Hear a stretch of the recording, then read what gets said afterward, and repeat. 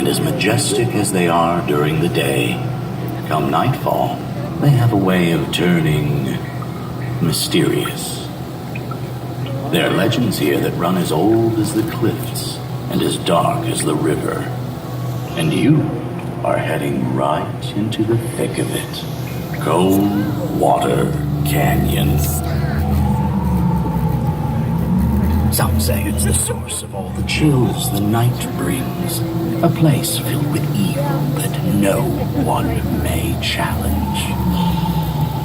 A man did once, and what happened has served as a warning for all the long years since. I'll tell you that tale to pass the time as we travel upriver, and to make you think twice before you go into that canyon. It was during the wild years more than a century ago, a time when lumberjacks cut timber in the great North Woods and tied the logs into giant rafts they'd ride downriver to market. In those days, the Wisconsin River ran swift and treacherous through the narrows of the upper dells. It was near suicide to attempt it in the best of conditions, and a sure thing to try as night was coming on, even if you were as strong and brave a man as Whiskey Jack. He was a legend among lumberjacks, and as sure on the river as he was in the woods. But old Jack was no fool. He ordered his men to tie the raft to shore. Ho there! Heave us into the shallow! They'd rest there for the night and dare the narrows in the morning light. In their makeshift camp beneath the dark pines, night fell fast.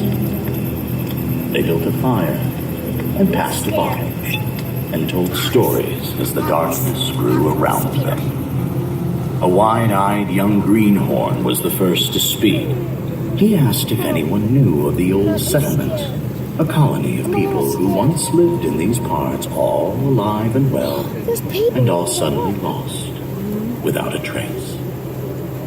The river gang's grizzled old cook nodded his head. Aye, was a mining town, so it was said. A pack of people foolhardy enough to stake their claim in the haunted canyon.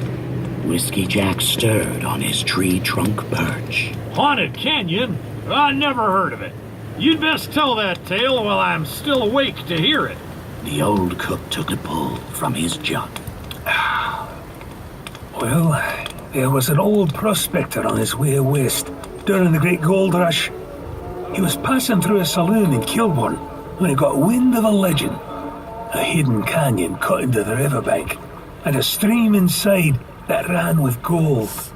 The ho-chunk tried to warn him off, said it was taboo land, the site of ancient evil. But gold was the only god this prospector heeded. He soon found the canyon and the stream, and in no time he was panning bags of gold. The haul was so rich, he decided to build a mine and try for the mother lode. A settlement sprang up, built on that gold. The mine was set in the midst of it. No one knew how far down it went. No one bothered to measure. At first, news from the mine was good. They hit a rich vein and were following it deeper, down into the bowels of the earth. Men joked they were digging all the way